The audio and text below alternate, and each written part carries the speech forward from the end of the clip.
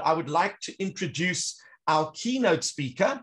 My good friend, Dr. Christoph Fenifessi, is a researcher of STEAM, which is the integrated approach to science, technology, engineering, and not art, but the arts and mathematics learning at the Finnish Institute for Educational Research at the University of Jyväskylä in Finland. He is the Community Events Director of the Bridges organization, which is the world's largest education community for mathematics and the arts. His research fields are STEAM education, trans and multidisciplinary and phenomenon-based learning, key competence development, connections between arts and mathematics, problem solving, playfulness, experience-oriented and cooperative approaches in learning, hands-on digital modeling in mathematics, art and design, and of course, interdisciplinary aesthetics. He is a postdoctoral researcher at the Innovative Learning Environments Research Group at the Finnish Institute for Educational Research at the University of Jyväskylä, and he is the head of STEAMnet Educational Network. He is the founder of the Experience Workshop Global STEAM Network, and he is also a member of the European Academy of Science and Arts and a member of the European Mathematical Society's Committee for Raising Public Awareness. Of course, Dr. Fenifessi is no stranger to South Africa.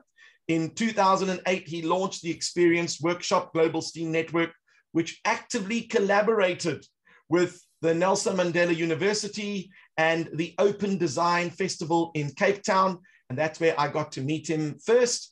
And they were launching and running the South African Math Art Competition. And he was also a keynote speaker at the STEMI conference that we held earlier this year. So with that in mind, I would like to warmly welcome Dr. Fenifessi to chat to us a little bit about STEAM. Over to you, Dr. Fenifessi.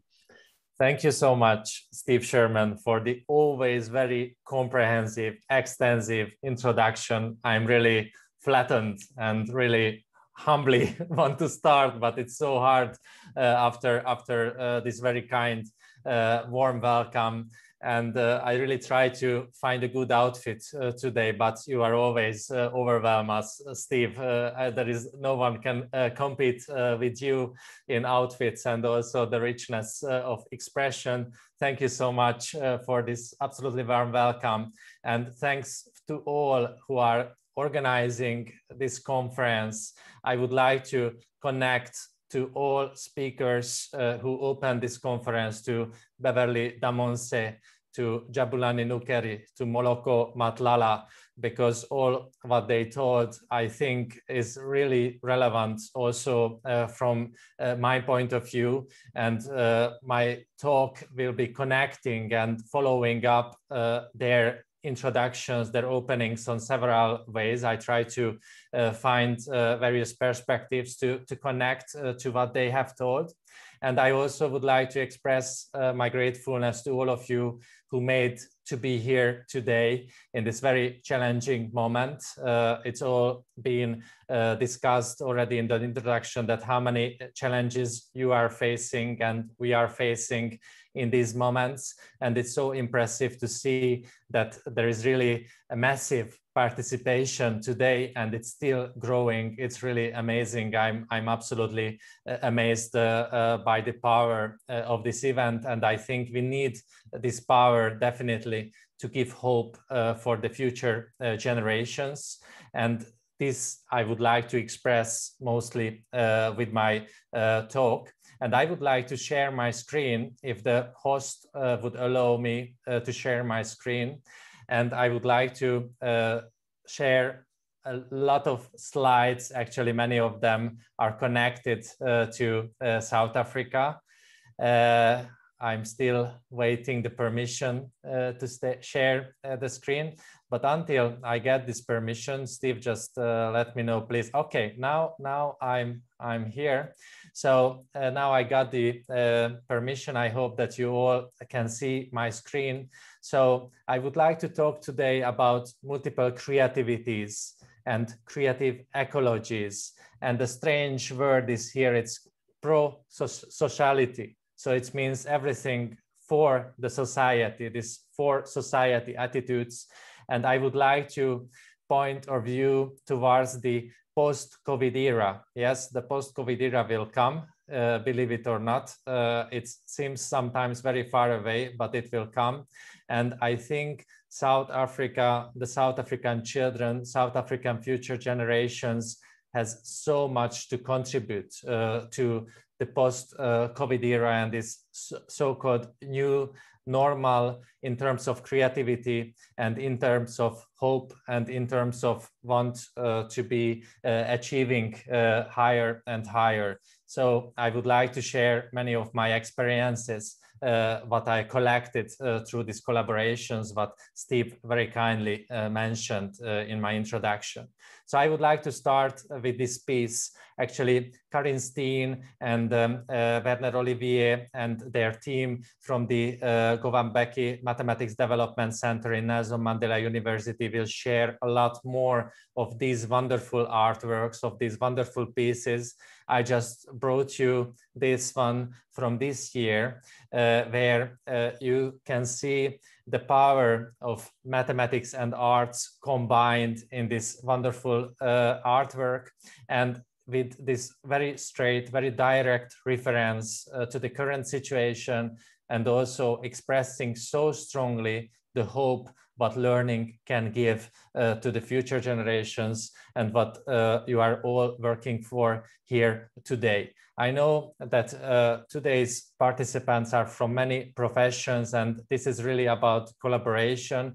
And I would like to grab this opportunity to encourage you to collaborate more with different participants, because education, as you can also see expressed very strongly in this artwork, is not isolated. It's not meant to be existed in a bubble, but it's an integral part of the society, and children are those imaginative resources for your society who can renew all these processes and who can help also the whole society to get through these challenging critical times what we are experiencing now. So just see this artwork and think together and enjoy together with this girl who created this artwork when she found a lot of discoveries also during creating this artwork, and she used a lot what she learned and also open up new ways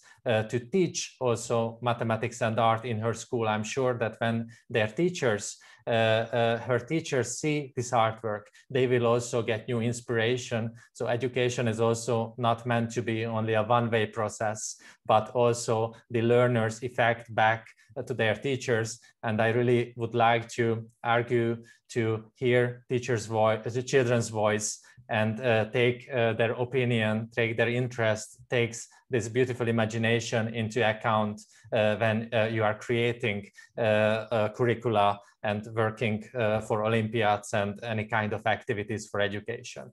And actually, my research didn't started with these beautiful children artworks, unfortunately, but it started still in Africa, in the African continent, very surprisingly to me as well, because when I edited this book together with my colleagues in Finland, I was really glad and really honored to have Paulus Gerdes' contribution from Mozambique in this book. And Paulus was a great pioneer of introducing mathematics and art connections in a very new forms. He can't stop collecting all these traditional artifacts in Mozambique, such as these dishes and hats and mats and carpets. And he studied these beautiful patterns from an algorithmic viewpoint, but he's talking about how music is woven into these beautiful artifacts. And when you start to get to know his perspective, it's not only opened a new era also in studying mathematics and art connections through this algorithmic perspective and categorizing this wonderful heritage of the traditional artworks in Mozambique and also many other traditional cultures with his method. But as you can see, it's not only demonstrating this method, also bringing to light the mathematical inventiveness of these weavers. So this is definitely not only artistic product here, but a very specific example of logical thinking, of algorithmic thinking. And also how these patterns are opening a view into creative ideas and also innovation in terms of this wonderful tradition, and also how communal memory, how intellectual capacity and creative innovation is preserved into these artifacts. And there is so huge potential in these also to think about these artifacts and this kind of thinking, this kind of heritage from the point of view of the future of education. So this is so important, what he said, stimulating the view that this knowledge may be incorporated into mathematics education. And indeed, many years later, when we started to work together with the GMDC in Nelson Mandela University and launched this math art competition, we found that children of South Africa are very well aware of this heritage, of their power, of this imaginative and traditional resource. And you can see the creator child's own words, how she interprets this beautiful artwork, and where every color has a meaning, where the color of the skin is the color of the sand of the Sahara, and many tribes patterns are on the face of this woman. So everything has a message here, and everything talks about hope, and everything talks about the power of education, even in this artwork. So this was so impressive, like a very positive shock that what you have available there, that together with our colleagues, we just keep writing up and studying these artworks also in terms of innovation in education. So not only as beautiful artworks as they are, but also how we can refer back and how we can innovate everyday learning from their point of view, from the students' point of view. And as you could see, also these artworks created with actually very simple methods, no any kind of shiny technology, no any kind of great investment needed to be made to make these children available to express themselves. Of course, I know that paper and pencil are also mean a problem and also mean a challenge for many communities, but still this is probably a low threshold also to open a gateway also to the top of innovative learning, as you can also see these connections in this slide, and how children and scholars are uniting and meeting and exchanging thoughts in this community, what is created on the basis of design, innovation, and education. So these environments, which are not only the physical environments of learning, but also the mental environments of learning, are very important to me also in our research group, in the Innovative Learning Environments research group, where we all committed to bring forward the well-being of the students, the happiness of the students, and express the happy way of life, and also the opportunity towards a happier way of life through learning. And you can see some images from classrooms in Finland.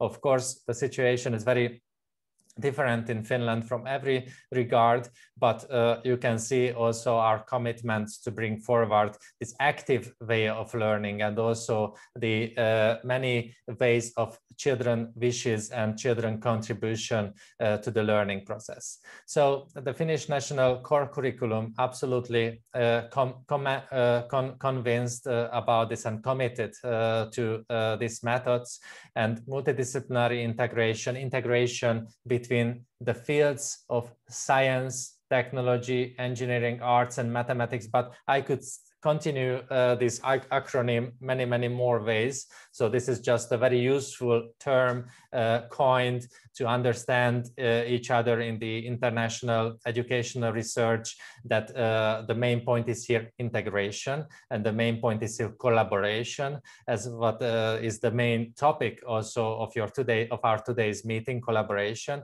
And when we so much talked about collaboration between children, collaborative learning, but it's also time to start to talk about collaborative teaching, collaborative education, how we can connect even very little resources, even very little fragments of time. Also, time is a resource, you know it very well. So very fragmented opportunities between the teachers, between those who are controlling the educational system to open up new ways of integration. There is, of course, research behind this. I don't go too deep in this short talk into these parts. And of course, there are different connections can be made between subjects, and also there are different ways to go beyond the subject silos and open up these complex topics, what you have saw in this beautiful children artwork, which I shown you in the first slides.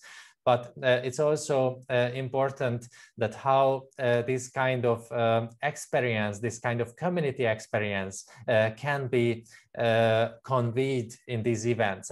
And when I'm telling about this, you can't do anything else, just recognize this proximity between the people. And in this joyful learning situation, this was really undermined mostly by the COVID crisis as we know it.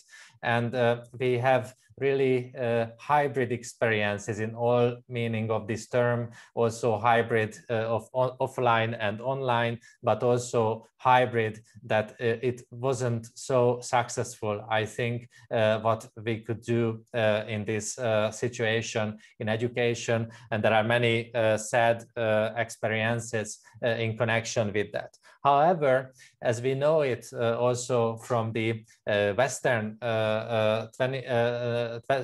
philosophy, that these kind of situations when existentialism is talking about to jump into the void and facing with the unknown, this is not a new thought for the humanity. Of course, humanity has this thought time by time, and it's expressed on different levels time by time. And we could see also from 20th century science that how uncertainty, indeterminacy, undecidability, and every of these non-linear chaotic processes being studied in 20th century science.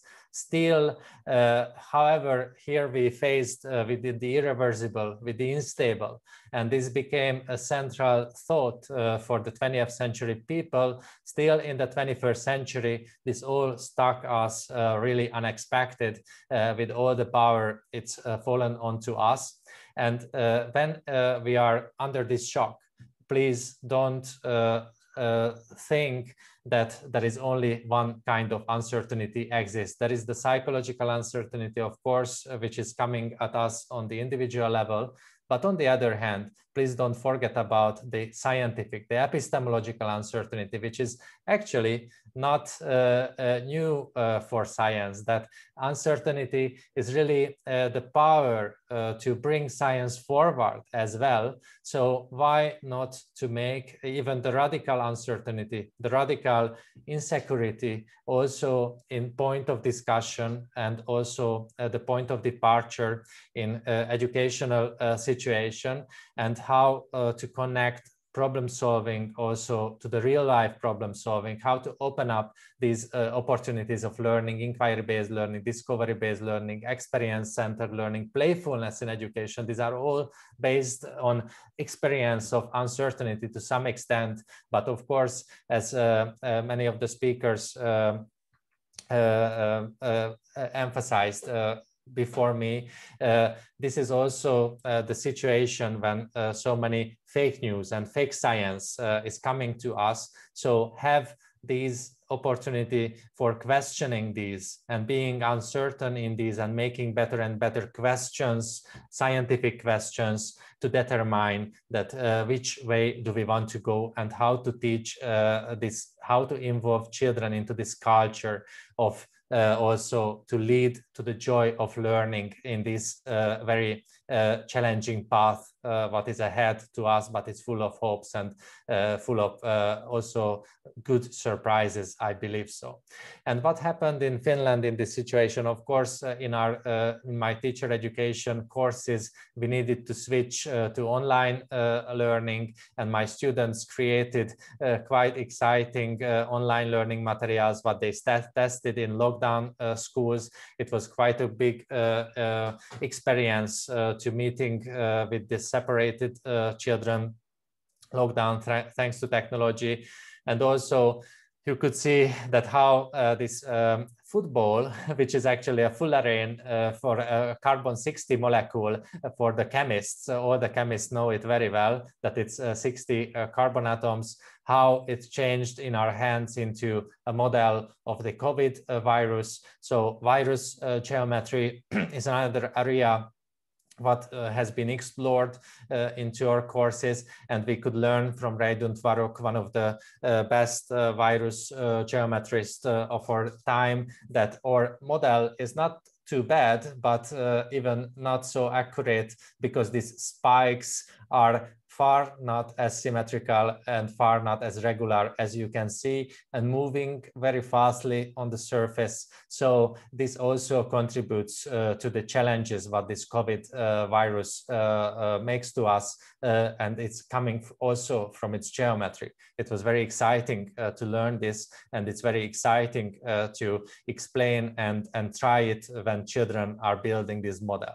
It's also very exciting and eye-opening to think about how computational thinking, algorithmic thinking can be employed in everyday processes, actually also every day in terms of the crisis, that how you can identify COVID symptoms and what to do when you experience this, or how to eat candy with a proper hand wash in a safe circumstances, and how children can make the algorithm of these kind of processes of safe behavior.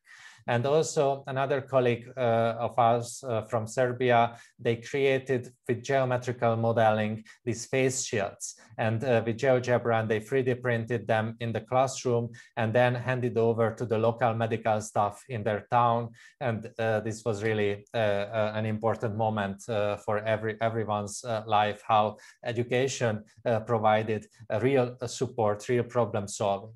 We know that this is not new for STEAM, actually, problem solving, and also how to act in challenging times, how to solve various challenges. So there are wonderful collections exist also available for free for any schools to do this kind of survival projects also with really hands-on and really cheap or inexpensive materials-based workshops. Of course, we also couldn't stop teacher education. You can see that though I spent almost all my time sitting in mostly my room here, and but still it was a nice opportunity to meet people in Indonesia or in Central Europe, or making the day of mathematics in a lockdown school, so 500 children under lockdown. Sorry? Yes. Okay. And then you could also see that the Finnish system's response to COVID was also, in terms of comparison, was still pretty successful, but still far away from the needed terms. And we could see how much more development is needed to be done into the digital systems, and how face-to-face contact and how this proximity very important in learning, and the community basis of learning, how we can preserve even in this situation. So Finnish education system is also supported this process, because as you can see now, how the Finnish school looks like is more resembles to a network where everything is connected on some path with everything, instead of the more traditional models. And these are the people actually who are around the school and inside the school, and you can see also the borders between the school and society are really merged, and really these all different challenges what these people are working on in terms of education need to be connected in this creative ecology and these pro-social attitudes, which are really based on everyday soft skills, everyday human attitudes. Soft skills were also mentioned in the introduction, and how the joy of learning should be in the core of everything. So to get back to the Finnish curriculum, we could see that how these multiple creativities which are coming into play in this multidisciplinary learning situation are contributing to these creative ecologies, which are also help a lot to the schools to survive and to still perform in these very critical moments, and how the recognition that there is no any like singular creativity. We always meant to mention creativity, but we need to start to talk about diverse creativities, multiple creativities, and recognize that we need to provide a more broader channel to many different kind of creativities in the learning process to contribute actually all these competences what are also contributing to developing us as a human being and a citizen after all. There are several materials, open access materials available for free. I will show a few of them in the chat after this talk.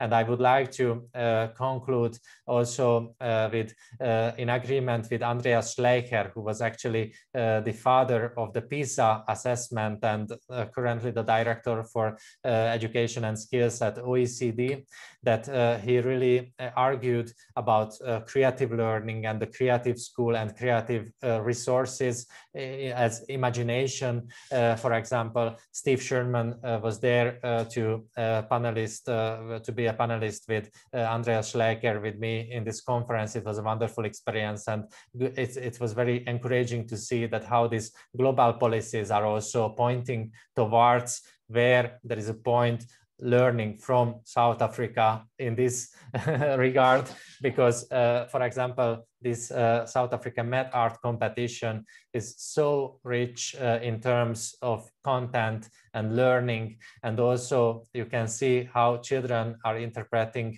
their artworks and how this child made even the mistake, a creative part of his artwork, a very creative turnover in his work. And you can see also how many different aspects are represented and how it is recognized by his teachers as well from mathematics and art viewpoints, and how it gives also a new opportunity for opening up new learning paths. And also these experiences, these very complex experiences, what the children are going through in these days of various challenges are really beyond words. I think you all agree with me that these are all beyond words.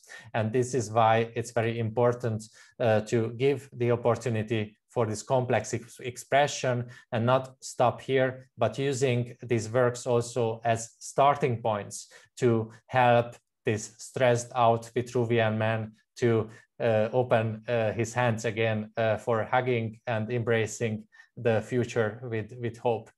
Thank you so much for your attention.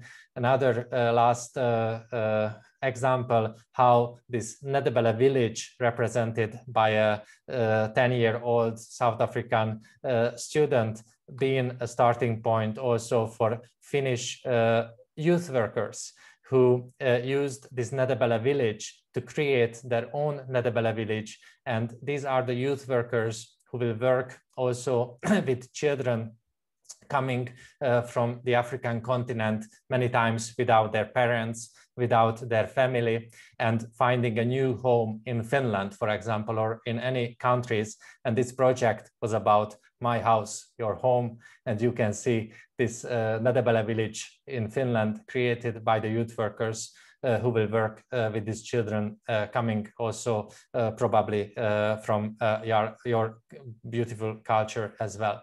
Thank you so much for your attention, and I'm looking forward to the conversation. Sorry if I went over time. Thank you. Thank you, Dr. Fenifessi. That was absolutely phenomenal. I mean, I'm sure I don't speak for myself. I'm sure I speak for everyone when I say that, you know, when you are exposed to the diversity that creativity brings to not just mathematical learning, but science as well, it is always jaw-dropping, and the examples that you give, some of us might have not realized that those things were aspects of mathematical learning. And there were even requests, is your presentation available for access, because people would love to make note of some of those links that you've shared.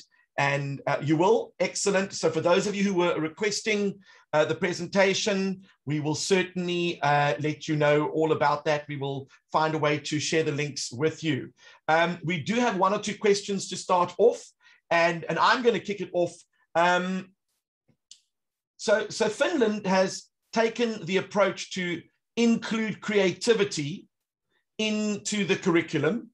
How do we know it works? I mean, it's great. Why didn't they go the route of just doing hard mathematics and science and throw the creativity out the door? How do we know that that approach is the correct approach?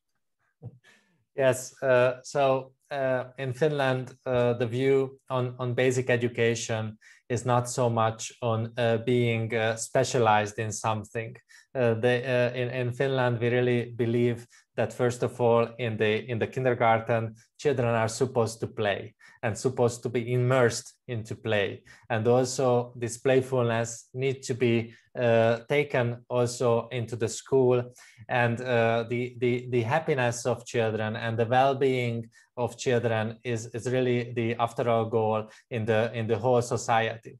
And I think we know that this is successful, at least to some extent, that the current goal of Finland is to have 50%, more than 50% of the society with higher education graduation. So you can imagine that still Finland is a very small society, 5.5 million people, very homogeneous society in terms of many ways. I don't mean it culturally, but economically at least, compared to many countries. But still, this is a challenging goal, which is realistic to set in this moment. So I think this kind of creative learning, when sometimes if you would enter with me into a Finnish classroom, you might be or even shocked if you don't speak the language, that what's going on, how it can happen that the child stand up and walks to another friend and start to talk, what's happening, is it a bit chaotic, what's happening? But then maybe the teacher would explain to you that this kid just finished his assignment and walked to his friend and asked if everything is all right and how he can help. So this kind of approach and the community basis of learning, this is, I think, what is very strong in Finland. And this is what can be conveyed and encouraged with the Finnish examples, even without thinking of establishing the whole culture, because it's not possible.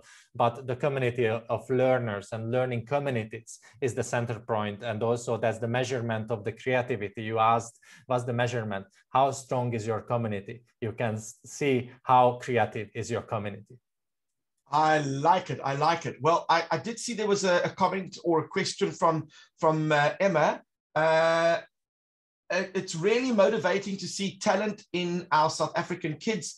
I feel like doing all the best I can for my kids. So there is a race I must run as a teacher, and even learners from the poorest community can express their talent that they have. But how do I get there? You know, I think that Dr. Demans did touch on that the pandemic has not only affected, you know, the social and emotional well-being of our students, but physically it set us back almost a year because some of the kids did not even get any learning. While you know, when we first were told to stay home, you know, not every school had access to computers or the internet. And that meant that privileged schools had access. So they went online and they struggled through it, and they found a niche. But some of the poorest schools, that was it. There was no schooling. And then when we did return to school, it was you come on Monday, and then you come on Wednesday, and then you come on Friday, and we alternate. So kids were only coming half the week, which meant that after 1 year of no schooling, for quite a few students, there was kids now in the last year only getting half the schooling. And they are suggesting that when we return to school, it's now going to be back on a full-time basis. But then the third wave kicked in, and that's obviously messed things around a little bit. So, I mean, how are these teachers who are working with some of the poorest students, how are they going to achieve all of these goals by including creativity within their classroom? If I could answer this question, I would be so happy, and I would make my everything to tell this answer to everyone in the world. I don't know the correct answer here, but I know that they can't even assess the depth of this trauma and the effects of this trauma, what the world suffered and how it's reflected the most in children. After all, always children are suffering the most, whatever happens, we know, on micro community level and also on macro level.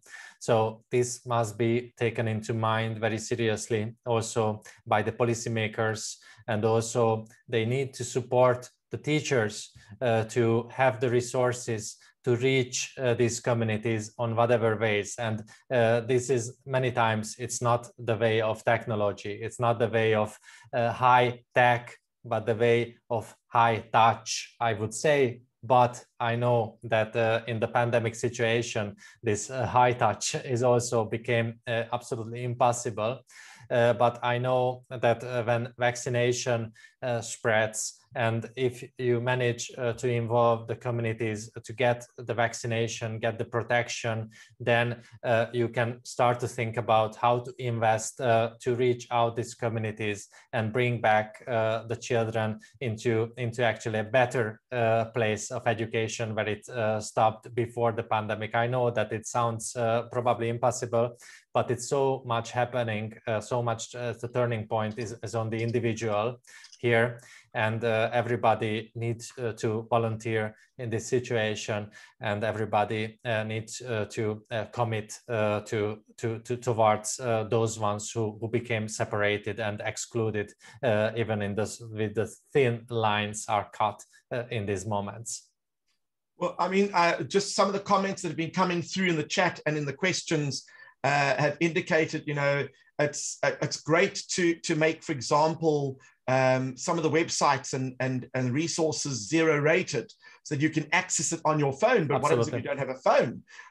You know, and what do you do when a family of 4 people are supposed to be at school, but there's only one device and Yes. no internet? So, Yes. so I mean, there are some real challenges, physical Yes. challenges and practical challenges. I know we're getting a couple of other comments that are coming through. A lot of them are every single one of them is very positive, and they're loving what you've had to say. I'm going to throw a spanner in the works. So now we get to do creative stuff. We become great mathematicians, but why do we need university? You know, surely we can go into the world and be constructive contributors without needing to go to university. Isn't university just an old, antiquated sausage machine that gets us through education to go through a process? And then, I mean, what is your opinion on that? Yeah, I love your love your metaphors. Sometimes I have the feeling that some aspects of universities reminds to an old school sausage machine. Yes, but I also would like to express that actually everybody is needed, and not only the university graduation is the only possible way to be useful and to contribute to the sorry. To contribute to the society. So I think all profession has its own value, and not every professions need to be taught, fortunately, in the sausage machine university. So I really would like to encourage everybody to help the child to find the place in the society, to be active, to participate in building. And it's not building not only starts with the university, but those ones who are interested in that, make them possible and recognize all different kind of gifts. That's why I started to emphasize many different creativities, and not only the academically appreciated creativities are the creativities what are needed. I think this is a very strong message, and even that learner who seems to be a troublemaker in the math class, maybe he's a troublemaker because he's bored. Maybe he's a troublemaker because he's have different kind of creativities. And I think the main point is here to make this match between schooling and creativity on some ways, and help the child to bring the best from its own.